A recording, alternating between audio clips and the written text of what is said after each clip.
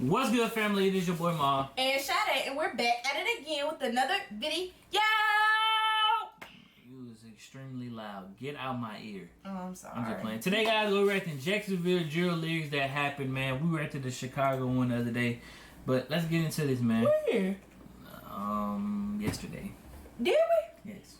But let's get into it. Oh, yes, we did. We did. Even though drill originated in Chicago, it's now spread all over the world. From New York to London to Jacksonville, Florida, drill has become a worldwide genre. The Jacksonville scene has exploded over the past year, mainly due to the beef between Not year, the past 3 months, it really exploded. Leo and Young and Ace. Here's a closer look at some Jacksonville drill lyrics that actually happened. I would've got a job, but I ain't trying to go like P4K. Walk in the stop, Whopper with the chopper, featuring J. Breezy. Whopper with the Chopper is a Jacksonville rapper affiliated with Young and Ace and the ATK gang. Whopper is featured on the now famous track Who I Smoke, where the gang raps about smoking on the ashes of real ops over a beat that samples 1,000 Miles by Vanessa Carlton. But before that song made headlines, Whopper was dissing other enemies in his own music. This bar is from a 2020 track called Walk and Stop featuring J. Breezy. Whopper is referencing a member of a rival Jacksonville gang called P4K and a dead rapper named Jordan Russell, aka Jump Out Squeeze. Jump Out Squeeze was shot and killed while waiting in line to apply for a job at the Amazon Fulfillment Center on June 29, 2020. Witnesses said that two men popped out of a silver car. Yeah, I mean, he be in the streets, so I mean, that counts for being in the streets. And shot the rapper several times, while a third person acted as the getaway driver. Two other people standing next to him were also grazed in the shooting, but were taken to the hospital without any life-threatening injuries. No one was ever arrested for the murder of Jump Out Squeeze, but he was an alleged gang member of Jacksonville gang P4K, who are known to beef with at least two other gangs in the area, ATK and NHG. Not long before he was killed, the rapper released the tracks 23 Dead Ops and Ops Shit, where he joins in on the drill trend of taking shots at rival gangs he's currently beefing with. He disses real dead ops like Quan from ATK, Young and Ace's brother, and accuses J. Breezy of NHG of snitching and switching sides on his gang. So it makes sense that Whopper with the Chopper, who's associated with ATK, would team up with J. Breezy from MBK to diss a dead op. It seems like Jump Out Squeeze may have been trying to turn his life around and land a legal job. But when you make a diss song referencing many active gang members in your city, you can't expect it to even go right. Even if you drop a diss song, like, you gotta be ready for it. I think that's what they feel to realize, like, bro, like, you drop a diss song, like, it ain't just out here for the internet. Yeah, you can't just drop a diss song and then say, oh, I'm done with the streets. I'm done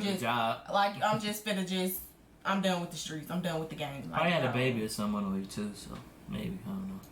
You have to expect there are going to be some consequences at some point. If you thought that was crazy, this next Jacksonville artist rapped about a triple homicide that happened outside a sushi restaurant after a birthday dinner. Went out to eat on his birthday, both shot dead, 3 dead in the worst way. When I see you, Fulio. Fulio is another poppin' rapper from Jacksonville who's associated with a gang called KTA, which is short for Kill Them All. KTA is known to beef with Young and Ace's clique ATK. The two groups have been going back and forth dropping bodies and exchanging diss tracks over the past year as both rappers have went viral. In this bar, Fulio is rapping about a shooting that went down back in 2018 involving Ace, his brother, and 2 of their friends. The ATK crew was out to eat at Wasabi, a sushi restaurant on Town Center Parkway in Jacksonville. They were celebrating the birthday of Ace's brother, Trayvon Bullard, aka Quan, who had just turned 18. As they were leaving the restaurant, another vehicle pulled up alongside them and started shooting. Ace was shot 8 times but survived. Everyone else in the car, including Quan and their 2 other friends, were killed. The shooting is rumored to be payback for the murder of Fulio's cousin, Zion Brown. Zion was killed in 2017 after someone broke into his house and shot him and his 2 sisters. The 2 girls survived, but Zion didn't, and a 19-year-old named DeAndre Thomas was later arrested for the murder. At the time of the shooting, Thomas had a warrant out for his arrest that was related to a burglary he committed with Young and Ace. The 2 men tried to rob a weed dealer, and during the break-in, shots went off. Those shots almost hit a couple and a 1-year-old baby. Luckily, no one was hit, but Ace spent a few months in jail while Thomas was out on the run. Zion Brown was Fulio's cousin, and the murder set off a violent war in Jacksonville that continues to this day. It's not clear whether Ace had any involvement in the Zion Brown murder. It'll be that one thing that triggered, like trigger the beef. Like one big thing, like somebody cousin always get killed or something like that. Somebody, really it's somebody close to them that always triggers it. With the actual killer behind bars, the KTA crew got revenge by going after the closest thing to him, Young and Ace. In the video for this song, news coverage on the shooting can be heard playing during the intro. Julio takes the disrespect to another level by rapping next to a printed banner with the 3 victims' faces on it that was also taken from the news coverage. Plus, the video was filmed at a gravesite, which many assumed was where the 3 victims were buried. The song and video are pretty savage, but then again, so is the track that inspired the diss, Who I Smoke. So it seems like it's an all-out war between ATK and KTA gangs. It's hard to squash the beef after both sides have lost so many people, and the crews they're affiliated with have gone back and forth dissing each other's dead homies. But in the world of drill, anything goes, especially in a place as wild as Duval County. Thanks. But that wasn't the first time. The crazy part about it, you really can't think about it like they can stop the beef, but they not gonna stop the beef. I mean, you know what I'm saying? Like, it's hard for you to come back from talking about somebody, from shooting somebody, family member, and then talking about them, then dissing them. It's hard to come back from that. So I don't imagine they would ever be able to sit down and have a conversation. I don't imagine they would ever be able to squash it, because they both done lost people close to them, and they is what it is now. It is what it is. Mm-hmm. Dead Op was dissing this beat. In this next bar, Ace talks about one of Julio's closest friends who was killed before turning 18. He didn't get the chance to see 18. That nigga died a little boy. 400 shots. In this bar, Young and Ace is referencing Julio's friend Bibby, who was killed at just 16 years old outside of the Hilltop Village Apartments in February 2019. Adrian Garner Jr., who also went by the name Bibby Osama, was hanging out with a friend at a gazebo outside of the apartment complex when 2 men jumped out of a vehicle and started firing.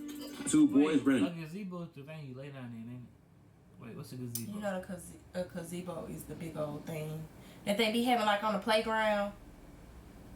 I don't know if your playground ever had it, but my playground. What is a gazebo? What is a gazebo? It's a big old thing. It's like a big old wooden thing that you sit in. I have to show it to you afterwards. We just had this discussion 2 days ago, because I told you somebody on TikTok was talking about a gazebo, and you asked me what was it. And when I showed it to you, you said, "Oh." I guess. I don't know. In different directions, with Bibby being hunted down and then shot to death as he tried to shield himself. The friend survived, and police later recovered more than 45 shell casings from a rifle. Bibby was close friends with Julio and had ties to the KTA gang. On the track Bibby's Story, Julio details his relationship with Bibby and even drops the bar, he was 16 with a body on his belt, revealing that despite his age, Bibby was active in the streets. An ATK member who raps under the name K-So was later charged with Bibby's murder. K-So is associated with Young and Ace and is rumored to be his right-hand man and main shooter. Not long after his death, Bibby ended up becoming the Tuka of Jacksonville, with K-So and other KTA-affiliated rappers dissing him on countless tracks. K-So even went as far as using Bibby's image on his album art for the mixtape Bibby Out, along with 5 other dead ops, including Zion Brown. The album cover ended up drawing a lot of attention from local news outlets and police. K-So was eventually charged with the murder after being arrested for the killing of another KTA affiliate named Lil Buck. Police were able to get a witness to testify who was in the vehicle with K-So on the day that he allegedly shot Bibby. It's not clear who the witness was, but it's obviously someone close to K-So. Baby, I know they in hard witness protection. Gotta be. They gotta be. Gotta be. Because he didn't even say it. On the video, he didn't even say who it was. He said it's not known who it is. They gonna find out who said it. Gotta be in witness protection. Queso doing life. Yeah. He was in the vehicle with the rapper when they allegedly committed the murder, so it can't just be an innocent bystander on the street. One of K-So's co-defendants in the Lil Buck murder also flipped on the rapper and agreed to testify, so it's possible that he decided to give up information on Bibby's murder, as well as try to negotiate a deal. Wow. Ironically, the police claim that K-So killed Lil Buck because he dissed the rapper's older brother, Boss Goon, who had been murdered earlier that year. Yet, K-So was also the one using his dead ops on his album cover, so it seems pretty wild that he would murder someone for doing the same thing. But then again, in the world of drill, anything goes. K-So was held on a $1 million bond for Lil Buck's murder, which was increased to $3 million after the witness agreed to testify in the Bibby murder. Things are not looking good for K-So, unless he can somehow pull a king bond and convince the witness to refuse to testify. The case is yet to go to trial, and more updates on this story are likely to surface later on. If you thought that was crazy, this next bar is about an op who was set up kidnapped, held for ransom, and then killed, only for his body to be discovered a year later. Corbin got kidnapped, they found his bones, he was rotten. Fulio, Beatbox Remix. Corbin Johnson, aka Spaz Corbin, was an 18-year-old who was associated with the 1200/S4C jump out gang from East Jacksonville. Corbin was reported missing by his family on June 11, 2018. Just like Jump Out Squeeze from P4K, on the day he was last seen, Corbin was applying for a job at an Amazon warehouse. His father told police that he They kept catching him at the That's what Amazon I'm warehouse. saying. picked up his son from the interview and took him to apply at a UPS store around 5 p.m., then dropped him off at his mother's house around 8 p.m. His mother says that he left the house around 9:30 p.m. and never returned. His father sent him a text the next day, yet Corbin didn't respond. The family reported him missing 48 hours later, but the police didn't have much to go off of. Exactly 1 year later, on July 11, 2019, a man clearing a field on a tractor discovered human remains wrapped in a bag. Police quickly determined that the bones belonged to Corbin, and his death was ruled a homicide. It's been rumored that Corbin was set up by a girl he knew and was kidnapped by a rival crew. They held him for ransom over a drug debt, and when his homies refused to pay what was owed, they killed him and disposed of his body in the woods. There wasn't much evidence to go off of after his body was discovered. It was mostly... That's a whole year later. So I was just finna say, he evidence literally gone. just remains. Like, it's really nothing for them to... I wonder what's his clothes there. I don't know. It's really nothing for them to find, though. A year, he's Bones. rotten. His bones. bones at that point, but no one was ever arrested for the murder. Julio even mentioned the kidnapping on his IG Live, claiming that his worst fear was getting kidnapped and murdered. Even though Julio was the one mentioning Corbin in his song, it doesn't seem like he had anything to do with the kidnapping. He keeps referencing to the killers as they, making it seem like he's just commentating on the situation and wasn't actually taking credit for the hit. But Julio does seem to suggest that Corbin and Ace were cool, which may have been a possible motive. What seems more likely is that Julio used Corbin's murder to show how wild it can get on the streets of Duval County. But Corbin isn't the only person Julio mentioned in that freestyle. He also dissed a witness who took a stand against two of his homies. Jamar, that's a real rat. Jamar was the name of a witness who put two of Julio's friends, Cracker Jack and JB, behind bars.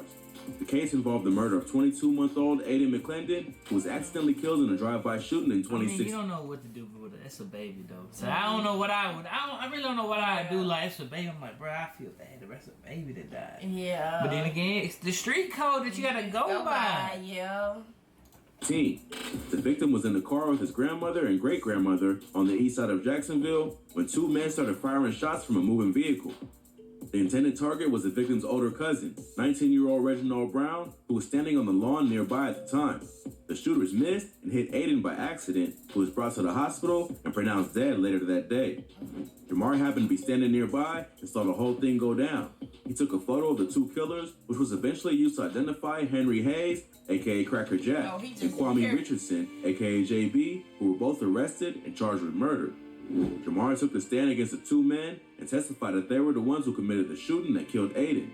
Both were under 18 at the time, but were still sentenced to life in prison with the possibility of parole after 25 years. Reginald Williams, a.k.a. Tucci, is affiliated with the 1200 gang from East Jacksonville. I wonder if he in jail, the other dude. No. The dude who testified. Well, they say he was just a witness. Oh. Yeah, they say he was just on the lawn. I bet he don't live in Jacksonville no more. I bet he don't. I don't know what he doing. I thought they were going to say he was dead, honestly. Because you never know with these situations. I really thought they were going to say he was dead. Y'all let us know if he alive or he probably don't. He more likely don't live in. Yeah. According to unconfirmed internet gossip, the shooting was retaliation after Ducci tried to shoot at Cracker and accidentally hit his girlfriend's 3-year-old daughter. Cracker and JB tried to get revenge on Ducci and ended up hitting his innocent cousin instead. This case shows how out of control the bloodshed in Jacksonville has gotten. When innocent children start catching strays, it means the violence has reached a point of no return. But when you live that kind of lifestyle, you don't just put yourself in danger. You risk the safety of everyone around you. Yep. Cracker Jack and JB were friends of Julio, which is why he disses Jamar on the track. It doesn't seem like Jamar was involved in the streets and just happened to be a witness who saw the whole thing go down. But in a city as wild as Jacksonville, it doesn't really matter. Taking a stand against dudes like that will lead to serious problems, even if you weren't affiliated. So hopefully, Jamar got out of the city after that to protect his own safety. Just like the war in Chicago, it seems like the violence in Jacksonville won't end until all the major rappers either move out of the city to focus on music or end up dead or in jail. Hopefully, Some of these artists can take a lesson from Chief Keef and move to the suburbs to play Call of Duty and ride ATVs. But with so much drama going on in the city, it's hard to see an end in sight. If you like this video, check out some of our previous videos. From rappers getting... Nah, that was crazy. That was real crazy. Yeah, that one was crazy. It is crazy though when you get, you know, like when you just be so stuck in your own world, or you just be so stuck in like you and your gang or whatever, or like you, or like stuck in the streets, like anybody could. You know what I'm saying? Like, you're not thinking about, oh, well, I might hit this kid. You're not thinking about, I might hit a kid. I might hit this innocent bystander. They're not thinking about that. They thinking about retaliation, and that's it. To that person, yeah. Then, knowing they probably didn't know they hit the, well, they probably didn't know they hit the kid. I don't know. They might have knew they hit him on accident. They probably like, man, we messed up. Yeah. That's crazy. So, I don't know. And then all because of that kid, all because you accidentally hit that kid, now you got life in prison. Yeah, that's and y'all was under 18. They probably I don't think they probably, if it wasn't a kid that they would never got life. Yeah, no. They probably at least got 50 to 45 years. Yeah. Man, but other than that, man, y'all already know what to do, man. Please like, comment, subscribe, turn on post notifications, subscribe to all 3 channels, all 3 channels, all 3 channels. Follow me and Shawty both on Instagram, man. Brother, man, we out of here.